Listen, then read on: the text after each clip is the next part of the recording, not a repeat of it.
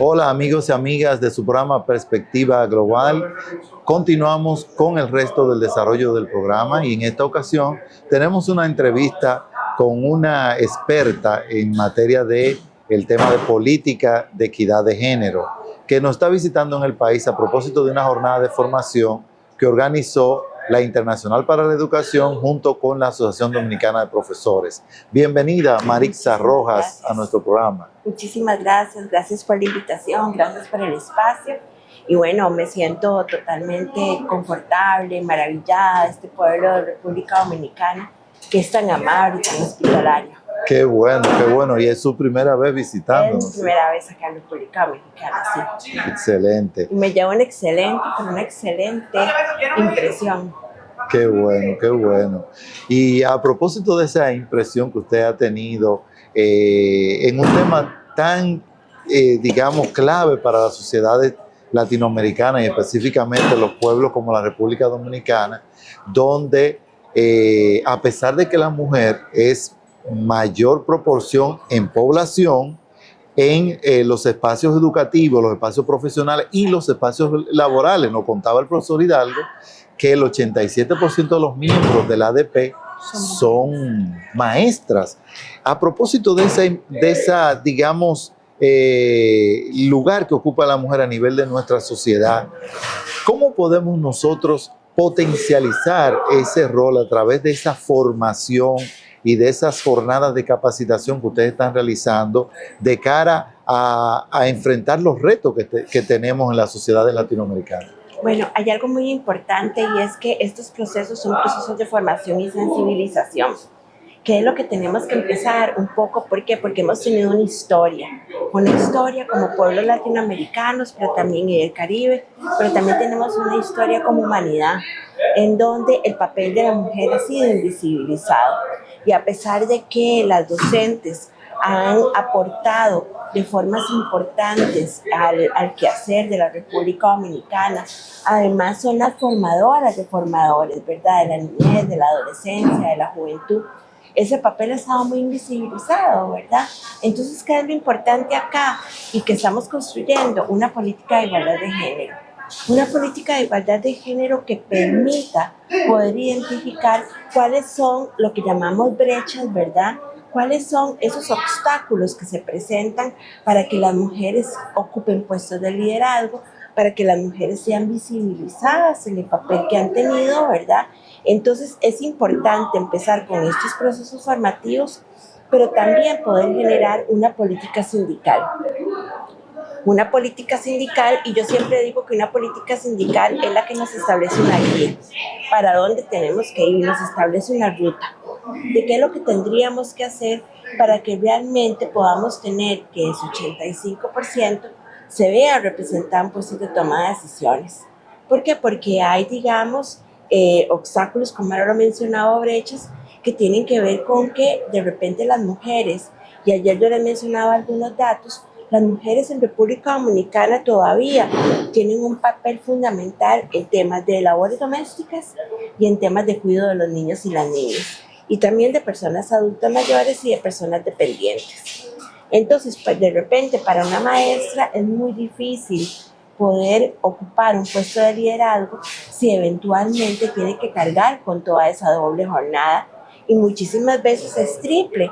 ¿Por qué? Porque se levantan a las 4 de la mañana para dejar todo ordenado en sus casas, después van al trabajo y del trabajo tendrían que hacer labor sindical y después de la labor sindical seguir haciendo trabajo del hogar. Y más en nuestro país, que una gran proporción de los hogares los presiden las mujeres solas, claro, que están solas, claro, no tienen compañeros, entonces claro, el reto es mayor. Claro, y eso es todo un tema, ¿verdad? Porque siempre decimos que no hay madres solteras, hay mujeres solas, ¿verdad? ¿Por qué? Porque no es cierto que ella fue soltera al momento de, ¿verdad? De concebir. Pero de concebirlo, sí, claro, exactamente, ¿verdad? Sin embargo, todavía tenemos muchos estereotipos sociales, ¿verdad? En donde de repente para un hombre que tiene un hijo es más fácil, digamos, solamente irlo a ver cada 15 días o desaparecerse, ¿verdad?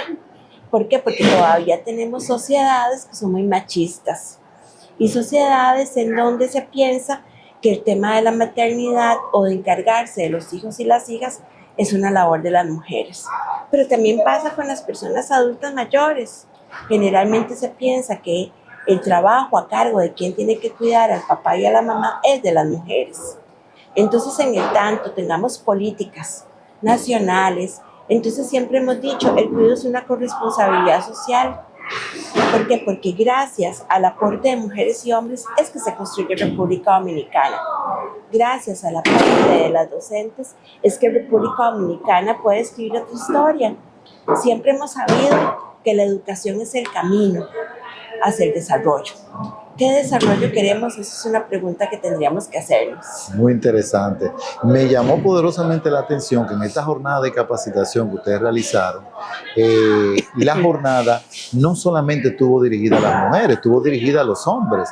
Entonces, ¿cómo seguir involucrando al hombre en digamos, en esta estrategia en la cual el tema de la equidad de género no parte nada más de las mujeres, parte también del hombre como ente social y como responsable de muchas de las cosas de la sociedad? Claro, cuando a mí me preguntan que por qué de repente, porque mucha gente dice es que las mujeres son las primeras machistas, porque son las que educan a los hijos y a las hijas. Vivimos en una sociedad machista, ¿verdad? ¿Qué es lo que tenemos? Que un poco lo decían algunas personas en el taller, que venimos a aprender. Venimos a desaprender para aprender. Desaprender aquello que nos han enseñado como hombres y como mujeres, que son nuestros roles.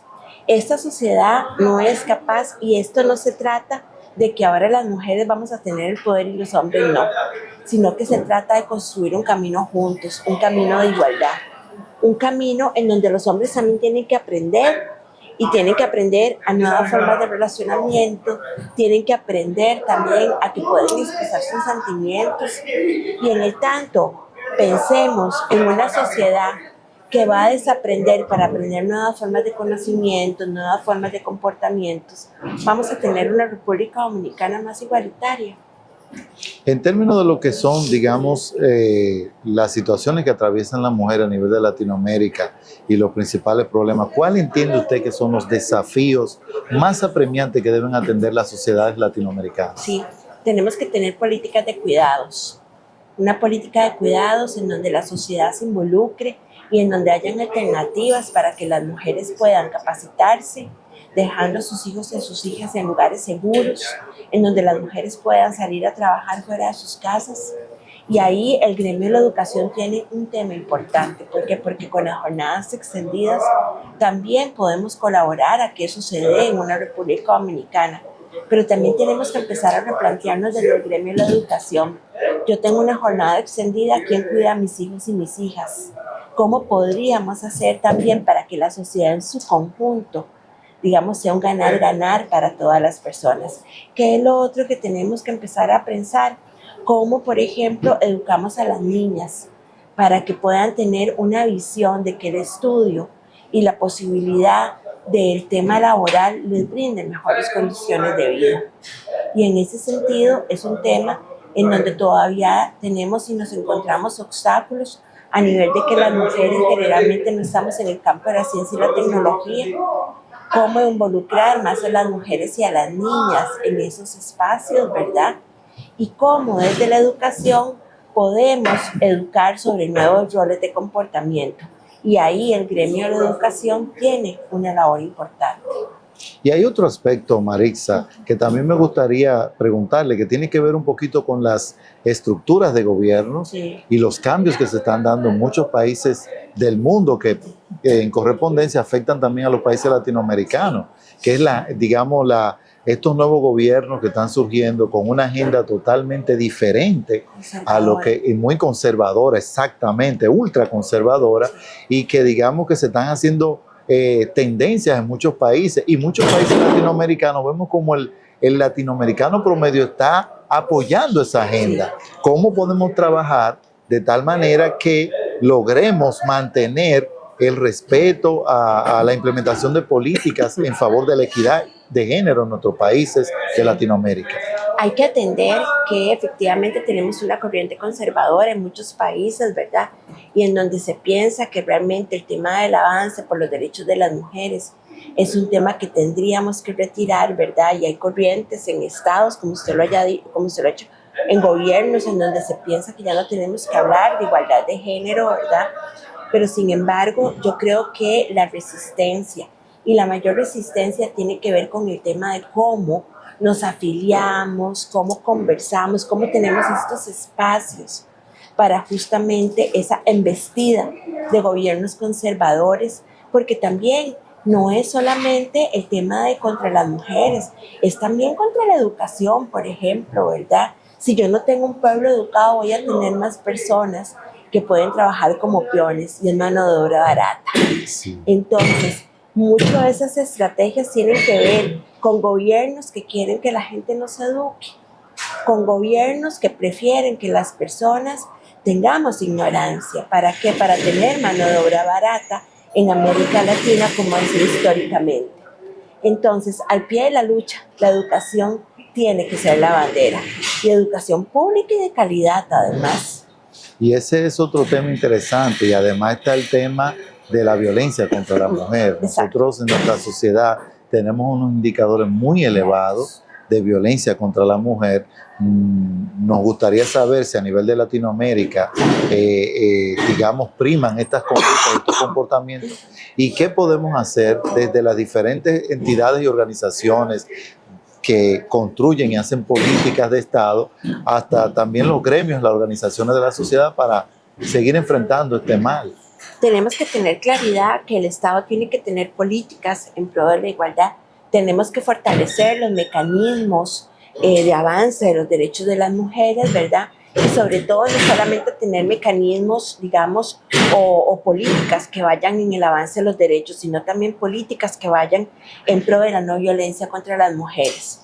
Y esto tiene que ver con una lucha por estructuras sociales y culturales que tenemos que derribar.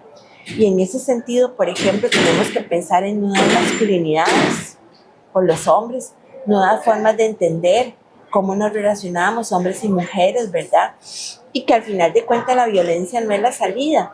Y en ese sentido es súper importante que también los sindicatos hagan control político de estas entidades, ¿verdad? Porque hay una tendencia a quitar presupuestos hacia estas políticas, a desarticular movimientos, y yo creo que tenemos que empezar a articular también y tener agendas comunes entre el movimiento sindical, los movimientos de mujeres, poder articular y hacer ese control político para exigirle a los gobiernos que tenemos que tener políticas, pero que además la política sin presupuesto no sirve de nada. Claro, es así. Bueno, muchísimas gracias, Marixa, por este interesante diálogo sobre el tema de las políticas necesarias en materia de equidad e igualdad de género, a propósito del Día Internacional de la Mujer que se celebra próximamente durante este mes de marzo. Continúen, amigos y amigas, en su programa Perspectiva Global. La energía del presente y del futuro la generamos juntos. Energías que mueven los sueños y el progreso de la gente. Cuidar del planeta, proteger el hábitat y los recursos naturales es fundamental. Por eso, aceleramos el cambio hacia energías nobles y limpias en beneficio del país. Nuestros colaboradores impulsan la transformación de las energías y ser reconocidos como una de las mejores empresas para trabajar nos llena de orgullo. AES Dominicana, acelerando el futuro de la energía juntos.